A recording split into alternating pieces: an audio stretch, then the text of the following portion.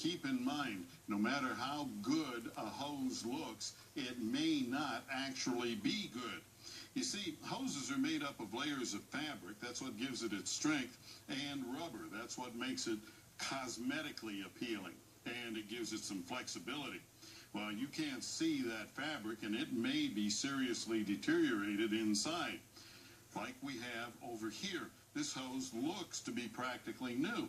But we cut this apart because it had some age on it, and here's what we found. The inside of it is literally falling apart. Well, the rule here is real simple. If it looks bad, it is bad. Replace it immediately. If it looks good and the car's got 75,000 or more miles and it's 6 or 7 years old or older, put new hoses on it no matter how good they look. Might save yourself an engine. Now, you may also want to try to save some money, so you go out and you buy aftermarket hoses. Well, that may be fine, but you have to look carefully at it to make sure that it has all of the same characteristics of the factory hose. Now, this hose is supposed to replace this one, but when we look at the end of it, we find that the aftermarket doesn't have a quick connector on it.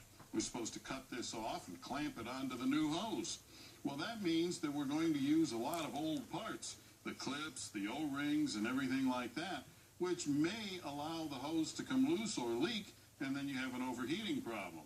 So I'd make sure I got one that had the new quick connector on it. Also, you want to look for fine details like this. We look at this factory hose, there's a little clamp on it, and there's a bulge in the hose. That's because there's a restrictor inside this hose that slows the flow of coolant into the heater core. Without that restrictor, you could have a heater core failure in as little as 6 to 8 weeks. So make sure they're a perfect match and you'll be okay. Also, the clamps, the ones that come on the car, they're spring-type clamps like this. Everybody wants to throw them away and put these worm drive clamps on. Bad idea. The spring clamp applies force all the way around the hose evenly.